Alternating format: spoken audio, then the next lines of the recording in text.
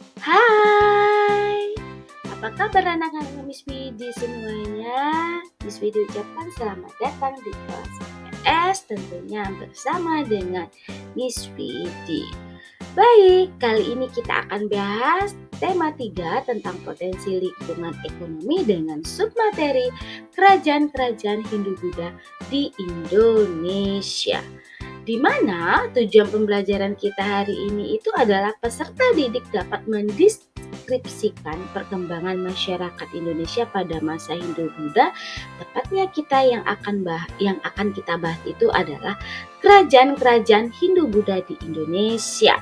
Dan untuk peninggalan-peninggalan masa Hindu-Buddha, kita akan bahas di pertemuan kita berikutnya.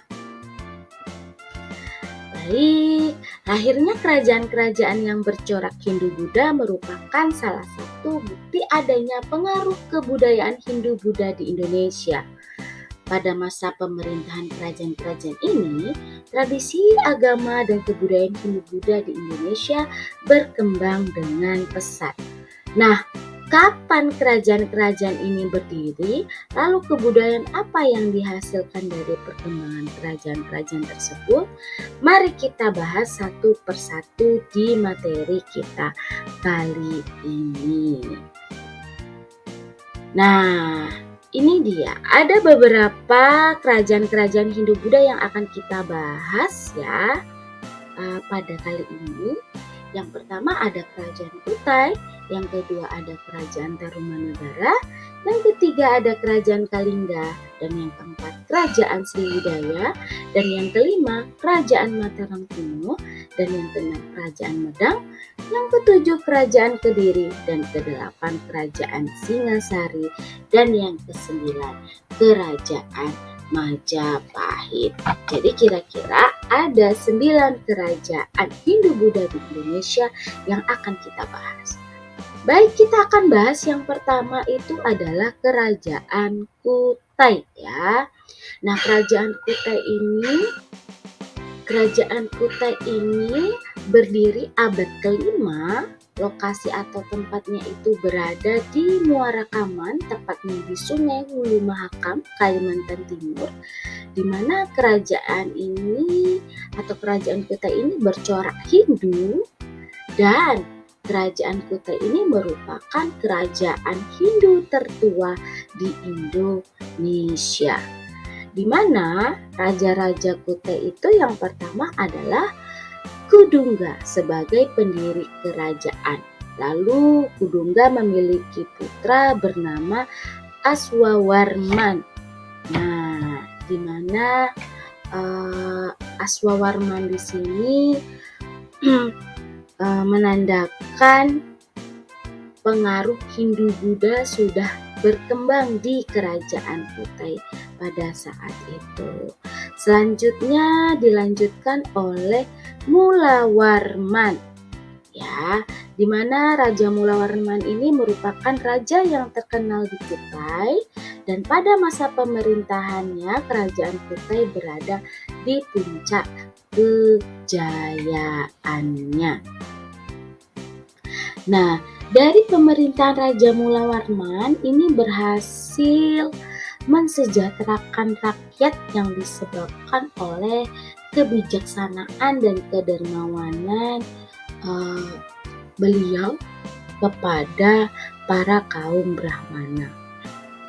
Nah, untuk bukti peninggalannya adalah informasi awal mula Kutai diketahui dari berita Cina dan Yupa. Nah, di sini kalian harus tahu dulu nih, Yupa itu merupakan prasasti yang berupa tugu batu tertulis yang berfungsi sebagai tugu peringatan yang ditulis dengan bahasa Sanskerta dan huruf Pallawa. Dan juga terdapat 7 buah Yupa yang semuanya dikeluarkan pada saat Raja Mulawarman yang sebagai pemimpinnya. Satu diantaranya Yupa di Kerajaan Kutai ini berisi keterangan bahwa Raja Mulawarman telah memberikan sedekah 20.000 ekor sapi kepada para Brahmana. Selanjutnya, kehidupan ekonomi kerajaan Kutai ini terletak di tepi sungai ya, yang mendorong masyarakat melakukan kegiatan pertanian. Selain itu, peternakan dan perdagangan. Dan untuk kehidupan sosial kerajaan Kutai, nah kehidupan masyarakatnya sudah teratur dengan dibagi ke dalam struktur kasta sebelum mendapatkan pengaruh dari India. Raja Kudungga dan keluarganya termasuk kasta kesatria, sehingga pembuktian pada saat kehidupan sosial di kerajaan Kutai ini sudah menganut kasta sudah terbukti. Berikutnya kita akan membahas tentang Kerajaan Tarumanegara ya. Berdiri sekitar abad ke-5 dengan lokasi kerajaan ini di Pulau Jawa bagian barat, tepatnya di Jawa Barat, dan sebagian di Lebak Banten di dekat Sungai Citarum dan Cisadane, di mana Kerajaan Tarumanegara ini adalah kerajaan yang bercorak Hindu, beraliran Wisnu, ya. Dan di sini kerajaan Tarumanegara ini merupakan kerajaan Hindu tertua di Jawa. Berbeda tadi ya, kalau kerajaan Kutai tadi kerajaan Hindu tertua di Indonesia, sedangkan kerajaan Tarumanegara adalah kerajaan tertua bercorak Hindu di Pulau Jawa. Nah, di sini raja-raja dari kerajaan Tarumanegara yang pertama itu adalah Raja Dirajayu Jaya Singawarman, itu sebagai pendiri kerajaan.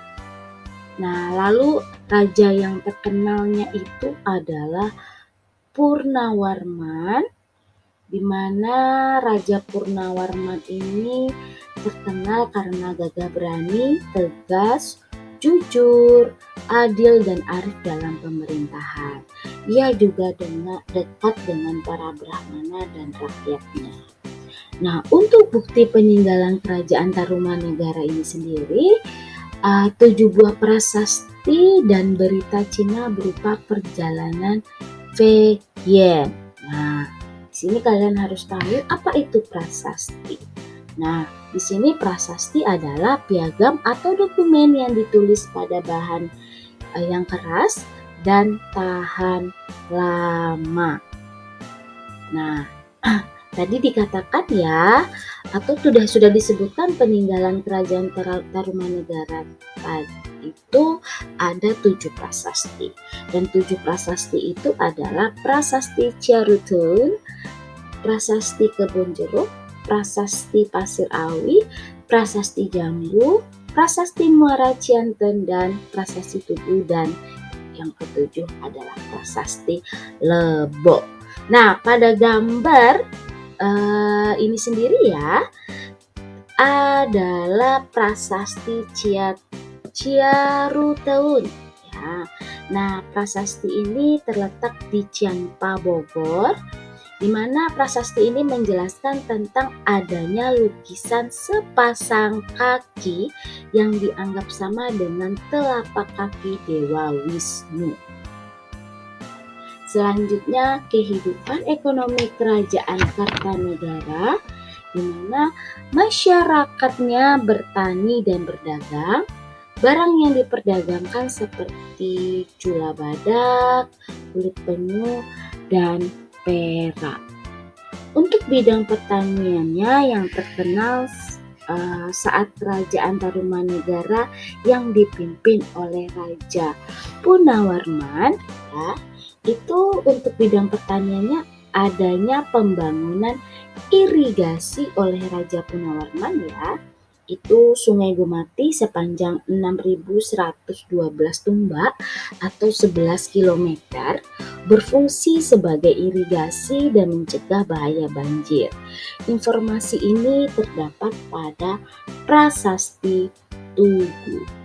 Untuk kehidupan sosial dari kerajaan Tarumanegara ini, susunan masyarakatnya sudah teratur dengan dibagi ke dalam kasta. Selanjutnya, Kerajaan Kalingga atau Holing ya, berdiri sekitar abad ke-7 hingga ke-9, di mana lokasi kerajaan ini berada di Jawa Tengah dengan corak kerajaan Buddha. Nah, Kerajaan Holing, mohon maaf ya, ini bisnya tulis Kerajaan Tarumanegara, tapi ini adalah raja-raja kerajaan Kalingga atau Holing. Ini yang pertama, di mana Dapunta Shailendra itu sebagai pendiri kerajaan, di mana raja pertama itu ada Prabu Wasumurti, yang kedua Prabu Wasugeni, yang ketiga Prabu Wasudewa, yang keempat Prabu Kiratasinghe, dan yang kelima Prabu Wasukawi, dan yang keenam Prabu Kartikeyasinghe, dan yang ketujuh Ratu Sima. Di mana Ratu Sima ini terkenal di Kerajaan Kalingga karena ratu yang tegas, jujur, dan bijaksana. Nah, untuk bukti peninggalan kerajaan ini ya, itu sumber sejarah berita Tiongkok, yaitu berita dinasti Tang dan prasasti Tukmas di lereng Gunung Merbabu.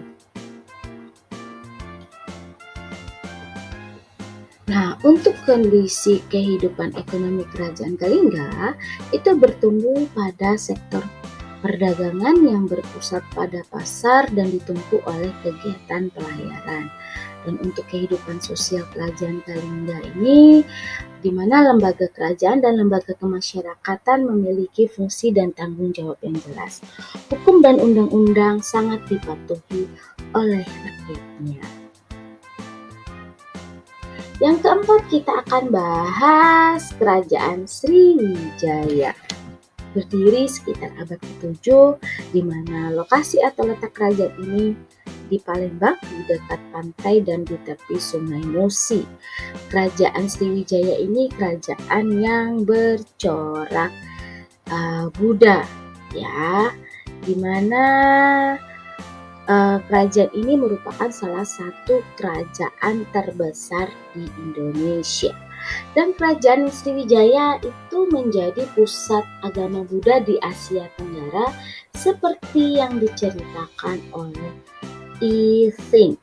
Nah, Yi Ting di sini merupakan seorang musafir Cina yang belajar pramasastra Sanskerta di Sriwijaya. Nah, perkembangan Sriwijaya sendiri terletak sangat strategis ya, yaitu di Selat Malaka, sehingga membuat posisinya itu sangat strategis.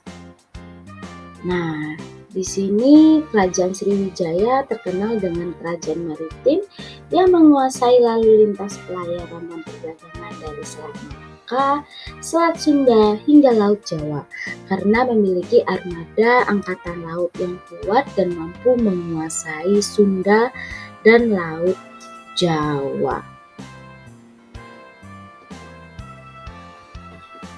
Nah, untuk raja-raja di Kerajaan Sriwijaya sendiri di sini ada yang pertama Dapunta Hyang Srijaya Nasa sebagai pendiri Kerajaan Sriwijaya, dan rajanya yang terkenal adalah Balaputra Dewa, di mana Balaputra Dewa ini memerintah pada abad ke-9 yang merupakan salah satu keturunan Shailendra, di mana wilayah kekuasaan Kerajaan Sriwijaya ini berada di Sumatera, sebagian Jawa Barat, sebagian Jawa Tengah, sebagian Kalimantan, dan Semenanjung Melayu. Nah, karena letaknya strategis tadi, sehingga Kerajaan Sriwijaya tadi dapat mengendalikan rute perdagangan rempah dan perdagangan lokal dalam hubungannya dengan Cina ataupun India. Nah, sumber sejarah Kerajaan Sriwijaya di sini diperoleh dari seorang pendeta Cina atau I Ching tadi dan prasasti. Nah, ada dua prasasti di sini, yaitu prasasti dalam negeri dan prasasti luar negeri, ya. Nah, prasasti Kerajaan Sriwijaya yang dalam negeri itu ada prasasti Kedudukan Bukit, prasasti Talang Tuo, prasasti Telaga Batu, prasasti Kota Kapur, prasasti Karangberahi, prasasti Palas Pasemah dan Amoghapsa. Sedangkan prasasti luar negeri dari Kerajaan Sriwijaya ini adalah prasasti Ligor, prasasti Nalanda, prasasti Chamton, prasasti Grahi, dan prasasti Jaya. Nah, kehidupan ekonomi Kerajaan Sriwijaya ini sebagai kerajaan maritim, kehidupan perekonomian Sriwijaya banyak bergantung dari pelayaran dan perdagangan laut. Pada masa kejayaannya, kerajaan yang berpusat di tepian Sungai Musi atau sekitar kota Palembang, Sumatera Selatan ini pengaruhnya melebihi kawasan Nusantara. Nah, untuk kehidupan sosial Kerajaan Sriwijaya, kehidupan sosial masyarakat di Kerajaan Sriwijaya berbaur dengan para pedagang dari luar, karena saat itu wilayah tersebut merupakan pelabuhan bagi kapal-kapal asing yang singgah. Kemungkinan bahasa yang berkembang adalah bahasa Melayu kuno. Mereka menggunakan bahasa tersebut untuk berkomunikasi dengan para pedagang. Selanjutnya yang kelima, kita akan bahas tentang Kerajaan Mataram kuno, ya. Di mana Kerajaan Mataram kuno ini berdiri pada abad ke-8, pusat pemerintahannya ada di Jawa Tengah, dan kerajaan ini bercorak Hindu-Buddha, di mana diperintah oleh dua dinasti, yaitu dinasti Sanjaya, itu aliran Hindu, dan dinasti Sailendra yang beraliran Buddha. Nah, kedua dinasti ini saling mengisi pemerintahan dan kadang-kadang memerintah bersamaan. Untuk sumber sejarah dari Kerajaan Mataram kuno ini ada prasasti Canggal, Kalasan, Ligor, prasasti Nalanda, prasasti Dura, dan prasasti Mantiasi. Nah, untuk raja-raja Kerajaan Mataram kuno ini, yang pertama ada Raja Sana sebagai pendiri kerajaan yang dijelaskan di prasasti Canggal. Kemudian ada Raja Sanjaya sebagai raja yang bijaksana, dan yang ketiga adalah Raja Rakai Panangkaran, di mana raja ini mendukung adanya perkembangan agama Buddha. Ia membangun sebuah candi di Kalasan untuk Dewi Tara dan sebuah biara untuk para pendeta agama Buddha. Dan ini dijelaskan pada prasasti Kalasan. Nah, sepeninggalan Raja Rakai Panangkaran, Mataram kuno terpecah menjadi dua, ya. Yaitu keluarga Sanjaya beraliran Hindu itu ada di Jawa bagian utara, dan keluarga Syailendra yang beraliran Buddha yang terdapat pada Jawa bagian selatan. Dan yang keempat itu ada Raja Pakai Pikatan, ya. Terpecahnya kerajaan tersebut tidak berlangsung lama karena Rakai Pikatan, ya, atau keluarga Sanjaya ini menikah dengan Pramudawardhani keluarga Syailendra, di mana wilayah karena pernikahan tadi, ya, wilayah kekuasaannya semakin luas, yaitu Jawa Tengah dan Jawa Timur. Dan yang kelima itu ada Dyah Balitung, ya. Dan pada masa pemimpinan Dyah Balitung ini, Kerajaan Mataram kuno sedang berada pada puncak kejayaannya. Kemudian yang keenam ada Raja Daksa, ketujuh ada Raja Tulodong, dan yang ke-8 ada Sri Maharaja Rakaiwawa. Nah, pada masa pemerintahan Raja Wawa inilah terjadi gunung meletus di Jawa Tengah dan penyerangan oleh kerajaan Sriwijaya, sehingga Mpu Sendok atau sebagai pejabat pemerintahan memindahkan pusat kerajaan di Jawa Timur, di mana kehidupan politiknya ini diwarnai dengan pemerintahan 2 dinasti yang silih berganti, dan kehidupan ekonominya itu berupa pertanian karena letaknya di pedalaman. Selain itu juga maritim dengan memanfaatkan aliran sungai Bengawan Solo. Untuk bidang kebudayaannya banyak menghasilkan karya berupa candi dan stupa. Nah, keluarga Sanjaya beragama Hindu meninggalkan seperti komplek Candi Dieng, Candi Gedong Songo, dan Candi Prambanan. Sedangkan untuk kerajaan Syailendra yang beragama Buddha meninggalkan stupa seperti Borobudur, Mendut, dan Pawon. Dan keenam yang akan kita bahas itu adalah Kerajaan Medang. Ya, Kerajaan Medang ini berdiri pada abad ke-10 yang lokasinya berada di Jombang di tepi Sungai Brantas, Jawa Timur, dengan cara kerajaan Hindu. Di mana raja-raja kerajaan Medang ini, yang pertama Mpu Sendok sebagai pendiri kerajaan dengan membentuk dinasti baru yang bernama Dinasti Isyana menggantikan Dinasti Syailendra. Dan yang kedua Sri Isyana Tunggawijaya, anak perempuan dari Mpu Sendok. Dan yang ketiga Sri Makutawang Swardana atau putra dari Sri Isyana Tunggawijaya dengan Sri Lokapala.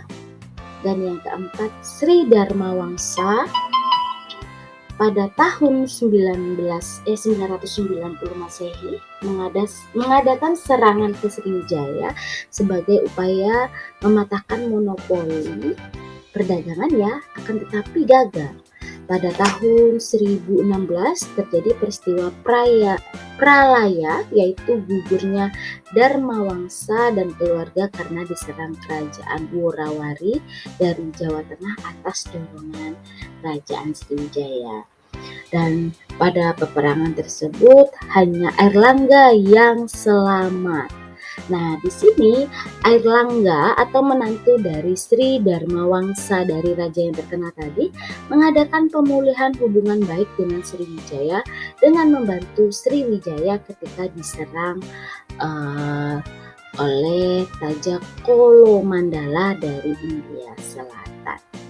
Nah, pada tahun 1037 Airlangga berhasil mempersatukan kembali daerah-daerah yang pernah dikuasai oleh Dharmawangsa dan memindahkan ibu kota dari Daha ke Kaharipan. Nah, pada tahun 1041 Airlangga memerintahkan Mpu Barada membagi kerajaannya menjadi 2, yaitu Panjalu atau dikenal dengan Kerajaan Kediri dengan ibu kota Daha, dan Jenggala dengan ibu kota Kaharipan.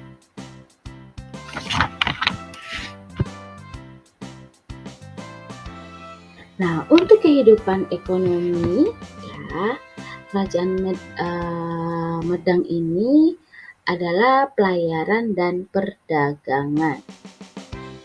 Nah, bidang sastra yang berkembang yaitu kitab Mahabharata yang disadur dalam bahasa Jawa kuno ya pada masa pemerintahan Dharmawangsa oleh Resi Wiyas, dan kitab Arjuna Wihaha pada masa pemerintahan Airlangga oleh Mpu Kanwa. Nah, sumber sejarahnya sendiri ada beberapa prasasti, yaitu Prasasti Pujangan, Prasasti Anjuk Ladang Prada, Prasasti Limus, Prasasti Sirah Keting, Prasasti Wurara, Prasasti Semangka, Prasasti Silet, Prasasti Turun Hyang, dan Prasasti Ganda Kuti. Baik, selanjutnya kita akan bahas tentang Kerajaan Kediri ya, berdiri pada abad ke-12, lokasinya itu di Jawa Timur dengan corak Hindu. Nah, munculnya kerajaan Kediri berawal dari pembagian kerajaan oleh Airlangga saat kerajaan Medang yang dibagi menjadi dua, yaitu Jenggala dan Panjalu atau kerajaan Kediri ya, yang hanya dibatasi oleh Sungai Brantas. Di mana tujuan pembagian kerajaan ini oleh Raja Airlangga itu agar tidak terjadi perebutan kekuasaan antara dua putranya tersebut. Nah, tetapi hal tersebut gagal setelah beliau wafat ya. 1049 Masehi terjadi peperangan antara kerajaan Jenggala dan Panjalu. Nah, perang ini berakhir dengan kerajaan Panjalu atau Kediri menang. Kemudian kerajaan dipersatukan kembali di bawah kekuasaan Panjalu atau kerajaan Kediri. Nah, raja-raja dari kerajaan Kediri ini ada Jayawarsa, Baweswara, Jayabaya yang berada pada puncak kejayaan kerajaan Kediri. Kemudian yang keempat ada Sarwiwara ya. Terus ada Gandhara, Kameswara dan Kartajaya. Di mana kehidupan ekonominya usaha pertanian berupa beras, pelayaran dan perdagangan seperti emas, perak, gading, kayu, cendana dan lain-lain. Nah, di sini pelayaran ditopang oleh armada laut Kediri yang sangat tangguh. Nah, untuk bidang seni ya, ada kitab Bharatayuda yang dibuat oleh Empu Seda dan Empu Manuluh pada zaman pemerintahan Jayabaya. Kemudian ada kitab Krisnayan, kitab Smaradana dan kitab Lubdaka. Nah, untuk sumber sejarahnya sendiri ada beberapa prasasti ya. Ada prasasti Padelegang, prasasti Panumbangan, prasasti Kuntang atau Ngantang, dan prasasti Talan dan prasasti Desa Cepur. Nah, keuntungan kerajaan Kediri ini pada masa Kertajaya terjadi